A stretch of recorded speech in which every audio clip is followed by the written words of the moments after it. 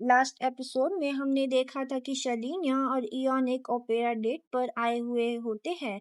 बाहर से तो यह बहुत ही खूबसूरत शाम लग रही होती है, लेकिन अंदर जो कहानी दिखाई जाने वाली थी वो दोनों के बीच होने वाली बातचीत को पूरी तरह बदलने वाली थी।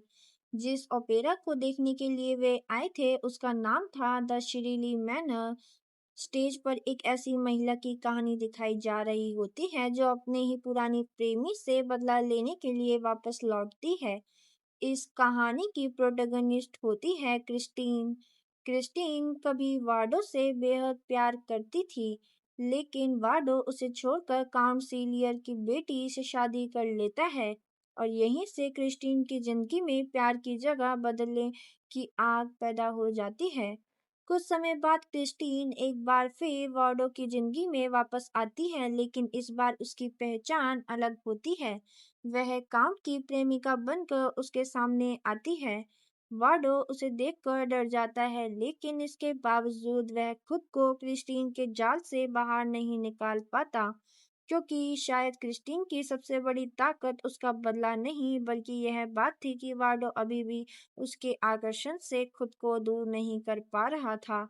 धीरे धीरे वार्डो अपनी इच्छाओं पर काबू खो देता है और आखिरकार उस सीमा को पार कर देता है जिसे उसे कभी नहीं लांघना चाहिए था। तभी क्रिस्टीन उसे अपने पास बुलाती है। वार्डो बिना सोचे उसके पास चला जाता है और अगले ही पल क्रिस्टीन अपना खंजर निकालती है और वार्डो पर हमला कर देती है। वार्डो की कहानी वहीं खत्म हो जाती है और इस तरह क्रिस्टीन आखिरकार अपना बदला पूरा कर लेती है। प्ले खत्म होते ही पूरा ओपेरा हॉल तालियों से गूंज उठता है, लेकिन जहां बाकी सभी लोग क्रिस्टीन के बदले पर तालियां बजा रहे होते हैं, वहीं शरीनिया चुपचाप उस स्टेज को देख रही होती है। उसके चेहरे पर खुशी नहीं बल्कि एक अजीब सी उलझन दिखाई दे रही होती है। वह मन ही मन सोचती है ओपेरा का क्लाइमैक्स जेल में क्रिस्टीन का वह गाना है जिसमें वह अपना बदला पूरा करने के बाद अपनी खुशी जाहिर करती है। लेकिन अगले ही पल उसके मन में एक सवाल आता है, क्या वह सच में खुश थी? क्योंकि आखिरकार क्रिस्टीन को अपने बदले की कीमत पूरी जिंदगी जेल में रहकर चुकानी पड़ी थी। शलीनिया के लिए ऐसे इंसान के साथ सहानुभूति रखना आसान नहीं था, जिसने बदला लेने के बाद अपनी बाकी जिंदगी कैद में गुजारने का फैसला किया था। तभी इयान उसकी तरफ देखता है और अचानक कहता है, मुझे खास तौर पर आखिरी दृश्य बहुत पसंद है। शलीनिया उसकी तरफ देखने लगती है। इयान आगे कहता है, जब भी दर्शक क्रिस्टीन के लिए तालियां बजाते हैं मुझे बहुत खुशी होती है। फिर वो शलीनिया से सवाल करता है, मिस शलीनिया, आप क्रिस्टीन के बारे में क्या सोचती है? शलीनिया कुछ पल सोचती है और फिर कहती है, वह बहुत साहसी है, लेकिन मैं उसके साथ पूरी तरह सहानुभूति नहीं रख पा रही। फिर वह क्रिस्टीन के फैसले पर सवाल उठाते हुए कहती है, अगर वह वार्डो से बदला लेने के लिए वापस गई थी, तो फिर उसने उसके साथ रिश्ता कैसे बना लिया?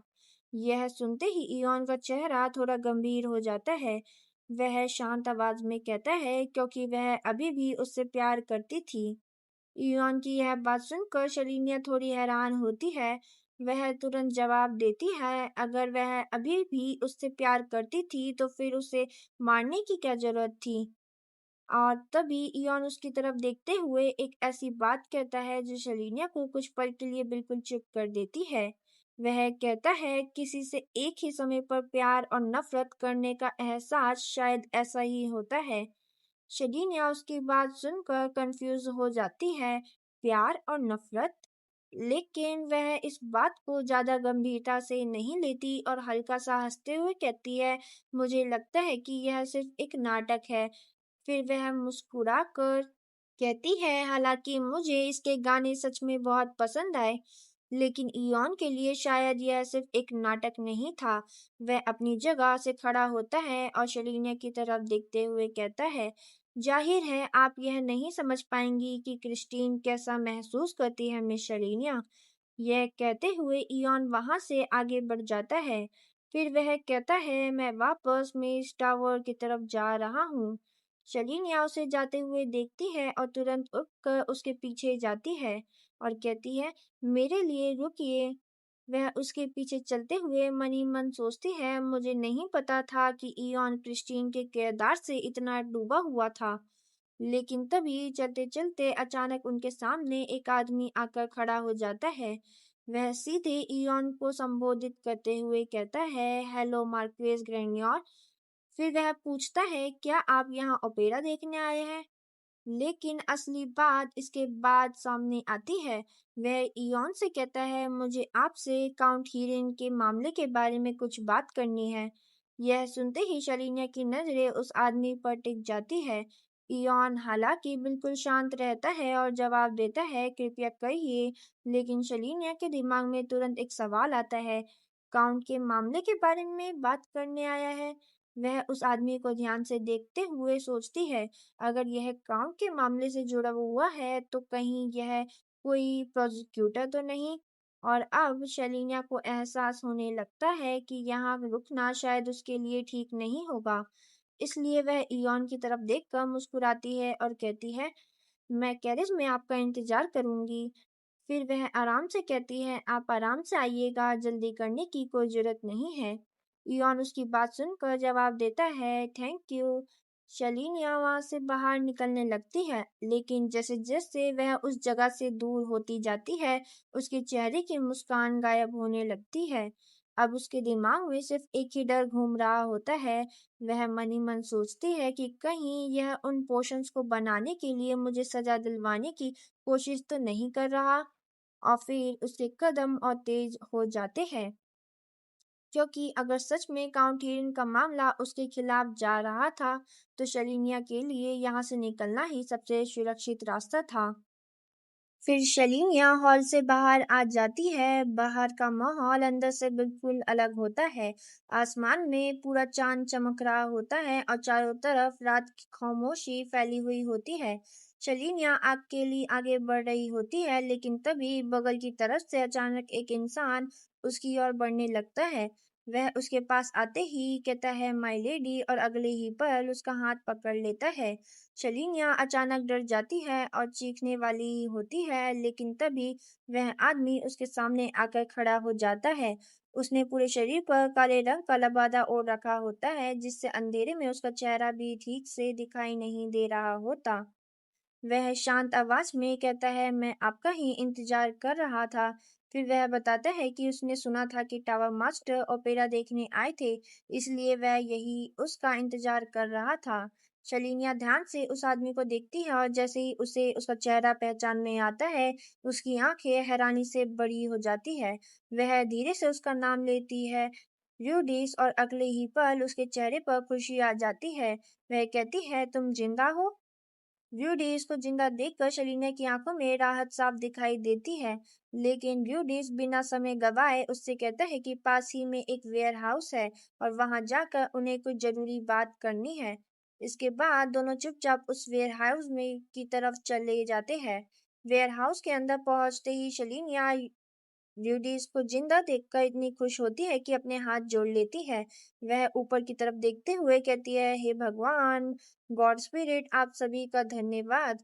आपने ल्यूडिस को बचा कर रखा, आपने उसकी रक्षा की। यह देखकर ल्यूडिस हंसने लगता है और पूछता है, आप किससे प्रार्थना कर रही है?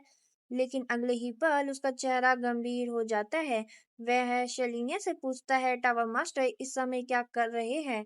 शलीनिया उसे बताती है कि वह इस समय किसी से बात करने में व्यस्त है। यह सुनकर यूडिस थोड़ा राहत महसूस करता है और मुस्कुराते हुए कहता है, यह तो बढ़िया है। आपको सही सलामत देखकर मुझे राहत मिली, माय लेडी। लेकिन फिर उसके चेहरे पर उदासी छा जाती है। वह बताता है कि वह सिर्फ इसलिए बच पाया क्योंकि अचानक शैडोज गायब हो गई थी। लेकिन उसे कभी उम्मीद नहीं थी कि लेडी करीना को अपनी जान गंवानी पड़ेगी। यह सुनते ही शलीनिया का चेहरा उतर जाता है। वह परेशान होकर अपने नाखून बाइट करने लगती है। उसके मन में एक ही बात चल रही होती है, उनके साथ जो भी कुछ हुआ वह मेरी ही गलती थी। अगर ड्यूडिस अब मुझसे नाराज हो जाए या मुझसे नफरत करने लगे तो मुझे बिल्कुल भी हैरानी नहीं होगी। लेकिन तभी ड्यूडिस कुछ ऐसा कहता है जिससे जिसकी शलीना ने उम्मीद नहीं की थी। वह गंभीर आवाज में कहता है, मैंने फैसला किया है कि मैं अपनी पूरी कोशिश करूंगा ताकि लेडी करीना की मौत बेकार ना जाए। शलीनिया उसकी तरफ देखने लगती है। ड्यूडिस आगे कहता है, मैंने जो काम शुरू किया था उसे मैं पूरा करूंगा। शलीनिया उसकी बात सुनकर अंदर ही अंदर सोचती है, लेकिन तभी कहानी में एक और बड़ा मोड़ सामने आता है।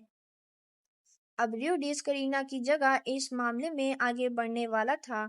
शलीनिया जानती थी कि नॉवल में ड्यूडिस की भूमिका बिल्कुल ऐसी ही थी। वह अपने कनेक्शन का इस्तेमाल करके दूसरों की मदद करता था और इस रहस्यमयी मामले की सच्चाई तक पहुंचने की कोशिश करता था। ड्यूडिस अपनी बात जारी रखते हुए कहता है, शुरुआत में मैं इस बात से हैरान और उत्सुक था कि मेरी कहानी सच होती जा रही थी, लेकिन सच कहूं तो मैंने इसे इतनी गंभीरता से नहीं लिया जितनी गंभीरता से आपको और लेडी करीना ने लिया था। उसके चेहरे पर पछतावा दिखाई देता है। वह कहता है, यह मेरी गलती थी। मुझे इसे और ज्यादा गंभीरता से लेना चाहिए था, क्योंकि हो सकता है मेरी ही नॉवल से इस पूरी घटना को प्रेरणा मिली हो। फिर अचानक उसके चेहरे पर एक हल्की मुस्कान आती है और वह कहता है, हालांकि मुझे हमेशा लगता था कि हमारी पहली मुलाकात सिर्फ एक इत्तेफाक थी, लेकिन अब मुझे समझ आ गया है कि यह इत्तेफाक नहीं, किस्मत थी। इसलिए मैं चुपचाप खड़ा होकर अपनी कहानी को हकीकत में बदलते हुए नहीं देख सकता। यह सुनकर शलीनिया तुरंत चिंतित हो जाती है। वह कहती है, लेकिन यह बहुत खतरनाक है। अगर आपके साथ भी कुछ हो गया तो? लेकिन यूडिस उसे शांत करते हुए कहता है, कृपया चिंता मत कीजिए। फिर वह बताता है कि उसने लेडी करीना के सुपीरियर कैप्टन हैंडसन के साथ अब तक हुई सारी घटनाएं शेयर कर दी है। इतना ही नहीं, उसने मदद के लिए ड्यूक रेज़फेलिन से भी अनुरोध किया है, और अगर जरूरत पड़ी तो उसका इरादा क्राउन प्रिंस से मिलने का भी है। इसके बाद रूडिस थोड़ा झुकते हुए गंभीर आवाज में कहता है, लेकिन हमें ठोस सबूत चाहिए। ऐसा सबूत जिससे साबित हो सके कि इन सब के पीछे वास्तव में टावर मास्टर ही है। शलीनिया उसकी बात सुनते हुए उसे ध्यान से देखने लगती है और उसके मन में नॉवल की बातें घूमने लगती है। वह सोचती है, नॉवल में भी उसकी भूमिका बिल्कुल ऐसी ही थी, अपने कनेक्शन का इस्तेमाल करना, लोगों की मदद करना और सच्चाई तक पहुंचने की कोशिश करना। लेकिन तभी ड्यूडिस अचानक अपना हाथ शलीनिया की तरफ बढ़ाता है और कहता है, और इसके लिए हमें आपकी जरूरत है, माय लेडी। शलीनिया उसकी तरफ देखती रह जाती है। उसकी नजरें ड्यूडिस की आंखों पर टिक जाती है, लेकिन अब उन आंखों में पहले वाली मासूमियत नहीं थी। वह सोचती है, एक शिकारी की आंखें, करीना की मौत मेरी वजह से हुई, और ड्यूडिस की वो दयालु आंखें अब इतनी तेज हो गई है। शलीनिया कुछ पल तक उसके बढ़े हुए हाथ को देखती रहती है, फिर धीरे धीरे वह अपना हाथ आगे बढ़ाती है। लेकिन उसके मन में जो फैसला चल रहा होता है वह बिल्कुल अलग होता है, कि मुझे इसे यहीं खत्म करना होगा। और तभी ड्यूडिस उसकी तरफ देखते हुए कहता है, आपकी मदद करने के लिए मुझसे जो कुछ बन पड़ेगा मैं करूंगा। इसके बाद हमें शलीनिया वापस में इस टावर के फॉरबिडन रूम में दिखाई देती है।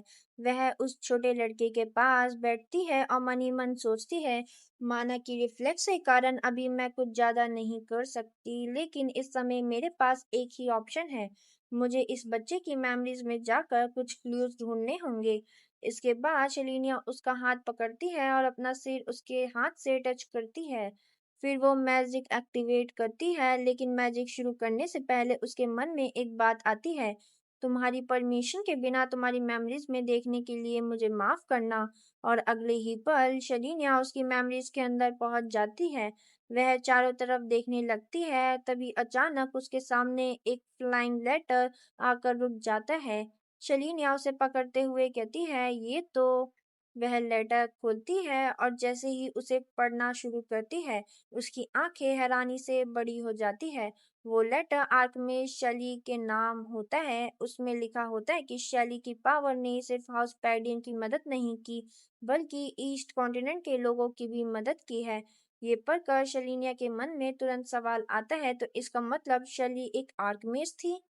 और सबसे शॉकिंग बात ये होती है कि लेटर कॉन्टिनेंशियल एरा 258 की शेली के नाम लिखा हुआ था।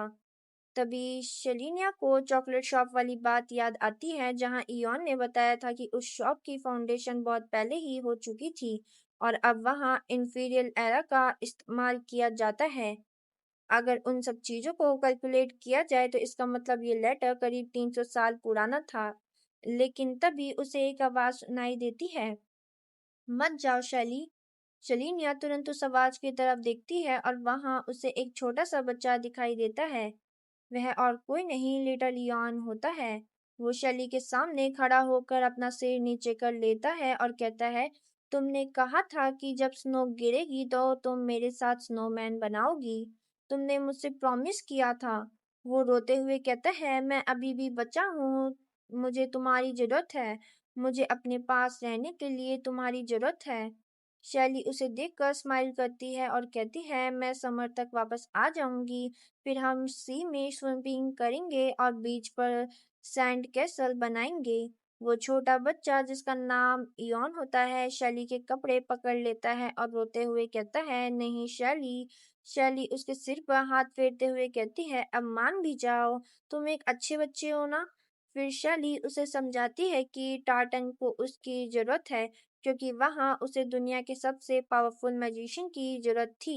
ये सुनकर शलीनिया के दिमाग में तुरंत नॉवल की बात याद आती है। वह सोचती है नॉवल में टार्टन वही जगह थी जहां ल्यूडिस रहता था।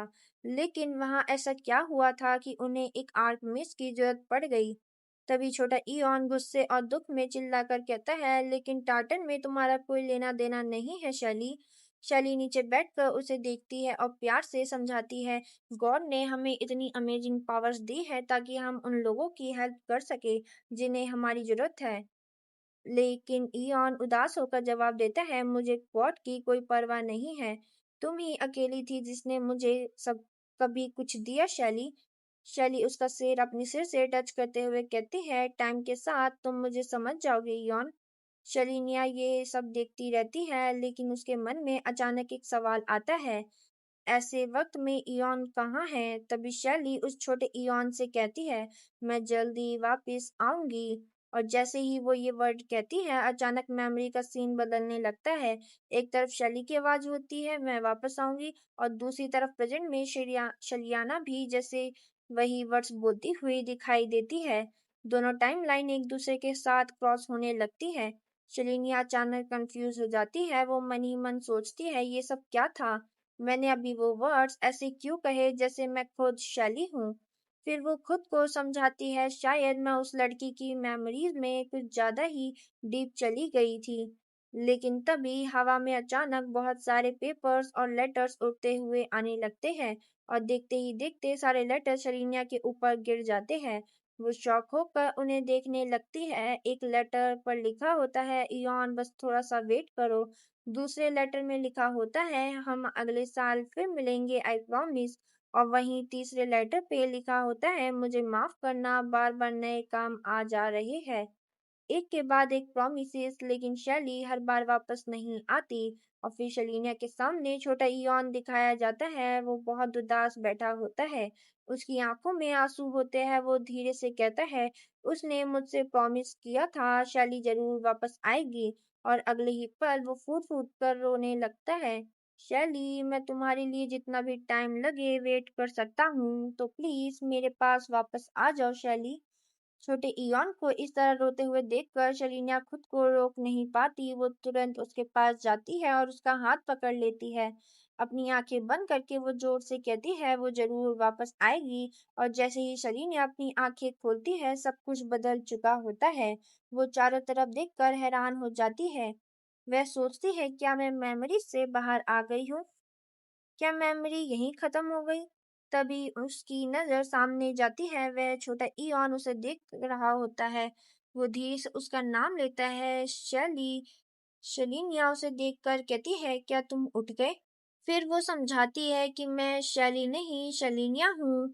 क्या तुम मुझे बता सकते हो कि तुम कौन हो। लेकिन छोटा इयॉन उसकी बात का जवाब नहीं देता। वो बस उदास आंखों से उसे देखता रहता है और अचानक उसे गले लगा लेता है। वो बार बार उसका नाम पुकारता है, शैली शैली। शलीनिया थोड़ी कंफ्यूज हो जाती है। वो कहती है, क्या तुम्हें बस यही कहना आता है। लेकिन तभी पीछे से एक आवाज आती है, हमेशा ऐसा नहीं था। शलीनिया तुरंत उस आवाज की तरफ मुड़ती है और उसे देखकर उसके चेहरे पर शॉक आ जाता है। वह कहती है, इयॉन? दरअसल इयॉन टेलीपोर्ट मैजिक का इस्तेमाल करके फॉरबिडन रूम में आ चुका होता है। वो शलीनिया की तरफ बढ़ता है और कहता है, और आपके बारे में क्या मिस शलीनिया? फिर वो उस ध्यान से देखकर कहता है, ये तो बस हमारी वही पुरानी शलीनिया है। शलीनिया उसकी बात सुनकर कंफ्यूज हो जाती है और वह कहती है, तुमने क्या कहा? लेकिन यॉन उसकी बात को इग्नोर कर देता है। वो अपना हाथ आगे बढ़ाता है। शलीनिया तुरंत सीरियस होकर पूछती है, तुम किस बात की उम्मीद कर रहे थे? अगले ही पल इयॉन छोटे इयॉन को पकड़ लेता है। उसका बिहेवियर अचानक काफी एग्रेसिव हो जाता है। वो गुस्से में कहता है, तुम खुद पर कंट्रोल नहीं रख सकती थी, है ना? शलीनिया ये देखकर बुरी तरह शॉक हो जाती है। वो डरते हुए चिल्लाती है, इसे जान से मत मारो। छोटा इयॉन दर्द से सिर्फ एक ही नाम पुकार रहा होता है, शैली। लेकिन इयॉन और ज्यादा गुस्से में शलीनिया से कहता है, आगे बढ़ो और मुझे बताओ, तुम्हें इसमें ऐसा क्या दिखाई देता है कि तुम मुझे इसे मारने से रोक रही हो? शलीनिया बिना डरे जवाब देती है, क्योंकि ये अभी सिर्फ एक बच्चा है।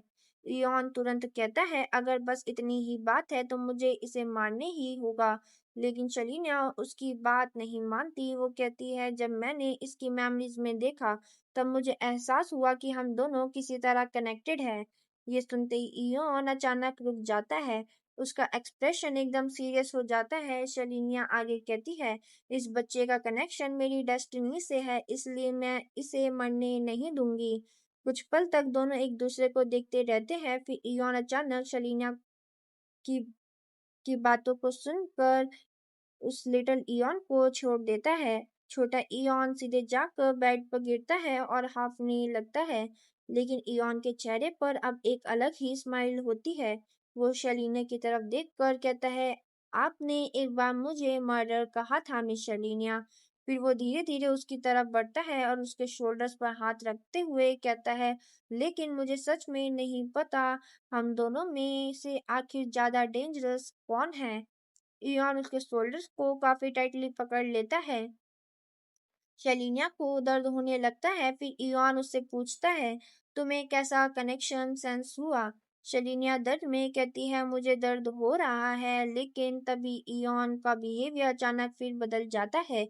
वो उदास होकर शलीनिया के शोल्डर पर अपना सिर रख देता है और धीमी आवाज में पूछता है, तो मेरे बारे में क्या? क्या तुम्हें मेरे बारे में कुछ भी सेंस नहीं हुआ? फिर वो कहता है, जब मैं तुमसे इतना प्यार करता हूँ। ये सुनकर शरीना कुछ पल के लिए ब्रश करने लगती है। उसका हार्ट तेजी से बीट करने लगता है, लेकिन वो तुरंत खुद को संभालती है और इयोन से कहती है, अपना ये ड्रामा करना बंद करो। इयोन थोड़ा पीछे हटता है। शलीनी अपनी बात पूरी करते हुए कहती है, तुम मुझसे प्यार नहीं करते, जिससे तुम प्यार करते हो वो शैली। लेकिन अगले ही पल इयोन अचानक उसके बेहद करीब आ जाता है और शलीनिया कुछ समझ नहीं पाती। उससे पहले ही वह उसे किस कर देता है और ये देखकर तो शलीना के होश ही उड़ जाते हैं। वो शौक में बिल्कुल फ्रीज हो जाती है। उसकी आंखें खुली की खुली रह जाती है। फिर वो इयोन को पीछे धकेलते हुए कहती है, मुझे छोड़ो। इयोन का चेहरा अब पूरी तरह सीरियस होता है। वो शलीना की तरफ देखकर कहता है, यही प्यार है। शायद इसी वजह से आपको कंफ्यूजन हुई। वो फिर वो आगे कहता है, और मेरे दिल में आपके लिए सिर्फ प्यार ही नहीं मिस शलीनिया। ये सुनते ही शलीनिया के दिमाग में अचानक पिछली रात का ओपेरा हाउस वाला सीन फ्लैश होने लगता है। उसे इयॉन की कही बात याद आती है, आप क्रिस्टीन के बारे में क्या सोचती है? फिर वही दूसरी बात, किसी से एक साथ प्यार और नफरत करने का एहसास, शायद ऐसा ही होता है। शलीनिया का चेहरा डर से बिल्कुल सीरियस हो जाता है। वो मन ही मन सोचती है, मुझे अचानक वही बात क्यों याद आ रही है जो इयॉन ने ओपेरा हाउस में मुझसे कही थी। और इयॉन मेरे लिए एक ही वक्त पर प्यार और नफरत दोनों क्यों फील करता है।